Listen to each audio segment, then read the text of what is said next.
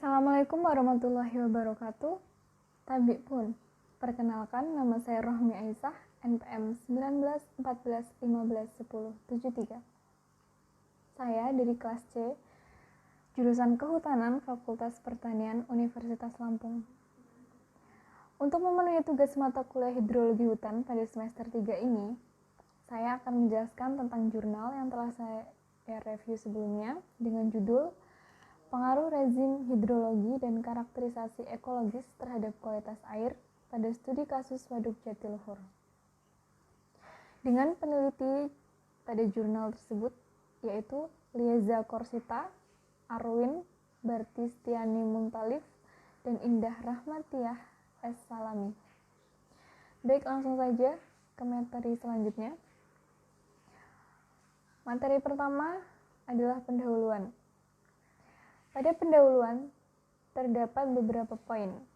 Poin yang pertama yaitu perubahan iklim dan cuaca mempengaruhi variabel utama siklus hidrologi. Poin yang kedua, Waduk Jatiluhur merupakan penyokong utama kebutuhan air di DKI Jakarta, yaitu sebesar 80%. Poin ketiga, Waduk Jatiluhur mengalami penurunan daya dukung lingkungan dan fungsi waduk. Adanya fluktuasi pada semua parameter yang diukur. Poin keempat, fungsi lain waduk adalah ekosistem air tawar produktif, di mana produktivitasnya didominasi oleh fitoplankton. Poin terakhir, kondisi air mengalami penurunan sebagai akibat adanya racun atau toksin yang ditimbulkan oleh jenis fitoplankton tertentu. Materi selanjutnya yaitu tujuan penelitian. Tujuan penelitian pada jurnal ini yang pertama, untuk mengetahui rezim hidrologi pada Waduk Jatiluhur. Tujuan yang kedua, untuk mengetahui kuantitas serta kualitas air di Waduk Jatiluhur dalam rangka memenuhi kebutuhan air untuk masyarakat sekitar. Selanjutnya ada metode penelitian. Metode penelitian yang pertama yaitu lokasi penelitian. Lokasi penelitian pada jurnal ini yaitu di daerah aliran Sungai Citarum dan juga Waduk Jatiluhur. Yang kedua, ada analisis kuantitas, kualitas air, dan juga statistik. Parameter kualitas perairan yang diukur adalah suhu, kecerahan, intensitas cahaya, pH atau keasaman, O2 atau oksigen, CO2 atau karbon dioksida. Lalu selanjutnya ada klorofil A, alkalinitas, nitrat, nitrit, total nitrogen, total fosfat, COD, dan juga logam Pb. Selanjutnya masih menganalisis kuantitas, kualitas air, dan statistik dengan parameter biologi yaitu fitoplankton dianalisis dengan menggunakan pedoman kerja analisis alga. Selanjutnya, peramalan atau forecasting debit aliran masuk waduk digunakan pemodelan deret. Waktu teknik pemodelan adalah metode moving average. Dengan menggunakan persamaan sebagai berikut. Pada rumus tersebut terdapat keterangan TSI merupakan status trofik, TS adalah konsentrasi total fosfat, SD adalah kedalaman seci, TN merupakan konsentrasi total nitrogen, dan CHLA adalah konsentrasi klorofil A. Selanjutnya ada hasil penelitian. Hasil penelitian yang pertama, karakteristik rezim hidrologi di Waduk Jatiluhur dengan hujan rata-rata bulanan di Waduk Jatiluhur. Pada tabel pertama, dapat ditunjukkan bahwa curah hujan di Indonesia dengan ciri variasi musiman, di mana curah hujan sangat tinggi saat musim hujan dan sangat rendah saat musim kemarau. Selanjutnya, pola iklim monsun bulan September. Seperti yang dapat dilihat pada gambar A, menunjukkan pola angin monsun selama bulan September, dan pada gambar B menunjukkan bahwa selama bulan September di tahun 2010, angin timur di wilayah selatan Indonesia tampak homogen. Selanjutnya ada debit inflow dan tinggi muka air di Waduk Jatiluhur pada tahun 2010 hingga 2011. Maaf, tahun 2001 hingga 2011.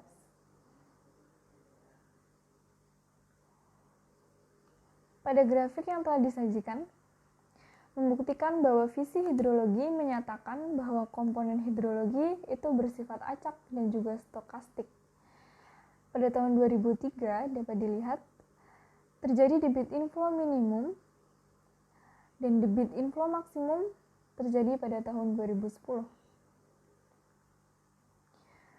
Selanjutnya, ada moving average 5 tahun debit inflow dan juga curah hujan di Waduk Jatiluhur. Pada gambar A, terjadi tren kenaikan debit inflow dan curah hujan dalam kurun waktu 10 tahun terakhir. Hal ini menunjukkan bahwa rezim hidrologi di Waduk Jatiluhur sangat dipengaruhi dengan perubahan iklim yang terjadi secara global di Indonesia oleh iklim monsun yang bersifat acak dan juga stokastik. Hasil yang selanjutnya adalah rata-rata pengukuran kualitas fisik kimia air pada 6 stasiun pengamatan Waduk Jatiluhur terhadap waktu sampling. Yang pertama ada suhu. Suhu di Waduk Jatiluhur berkisar antara 26,5 derajat Celcius hingga 30,5 derajat Celcius. Keasaman atau pH yang ada di Waduk Jatiluhur berkisar antara 7 hingga 9 unit. Pada parameter turbiditas dan konduktivitas menunjukkan pola variansi yang cukup sama di setiap stasiun pengamatan.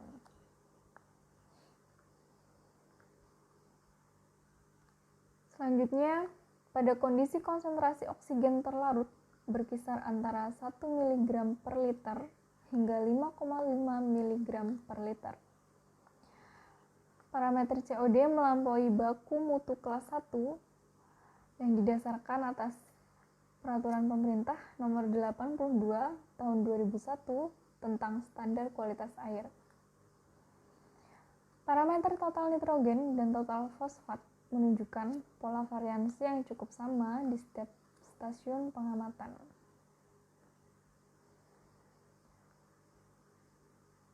Selanjutnya, pada parameter logam Pb melampaui baku mutu kelas 1 berdasarkan Peraturan Pemerintah Nomor 82 Tahun 2001 yaitu tentang standar kualitas air. Pada parameter visibilitas menunjukkan pola variansi yang sama di setiap stasiun pengamatan.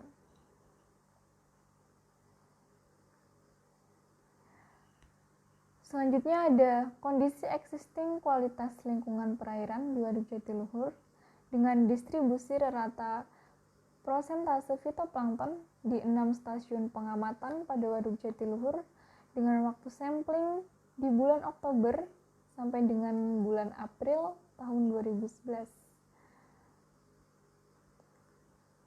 Dari grafik yang dapat dilihat, teridentifikasi ada 6 kelas fitoplankton dan ada 20 genus. Identifikasi parameter biologi, prosentase terbesar untuk diversifikasi fitoplankton adalah kelas Cyanophyceae.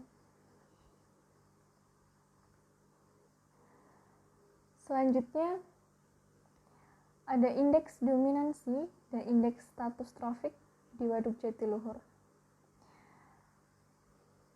Pada gambar A, merupakan perhitungan indeks dominansi dan keanekaragaman yang berkisar antara 0,3 hingga 0,9. Pada grafik B, terdapat indeks status trofik yang menunjukkan status waduk Jatiluhur masuk dalam kategori eutrofikasi dengan nilai TSI berkisar antara 50 hingga 70. Selanjutnya ada analisis statistik dengan koefisien korelasi antara variabel kanonik dengan faktor dependen dan juga faktor kovariat. Koefisien korelasi antara variabel kanonik dengan faktor dependen menunjukkan hubungan fungsi kanonik pertama yang terjadi korelasi kuat antara pH dan juga oksigen terlarut yang berpengaruh positif. Pada fungsi kanonik kedua, unsur COD dan logam Pb berpengaruh negatif.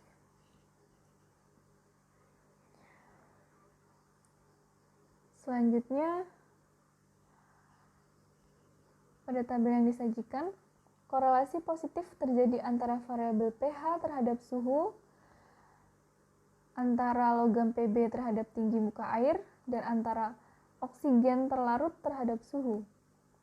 Lalu korelasi negatif terjadi antara pH terhadap debit,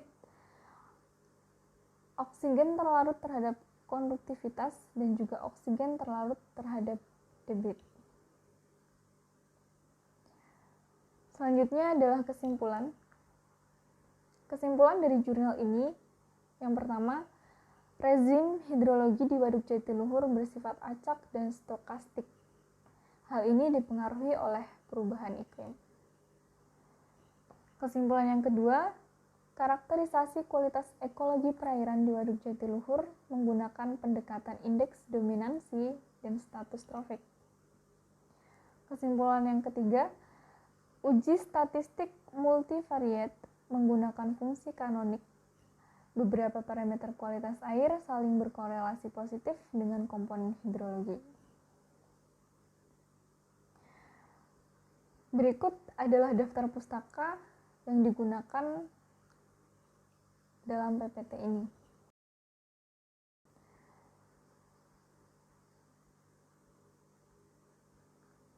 Selanjutnya, Franklin D. Roosevelt pernah berkata, "A nation that destroys its soils destroys itself.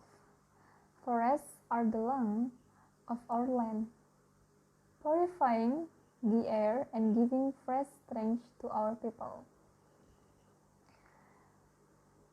Ya, sekian yang dapat saya sampaikan. Terima kasih. Saya mohon maaf apabila terdapat kesalahan. Kurang dan lebihnya, saya mohon ampun kepada Allah. Saya mohon maghfirahnya. Terima kasih sekali lagi.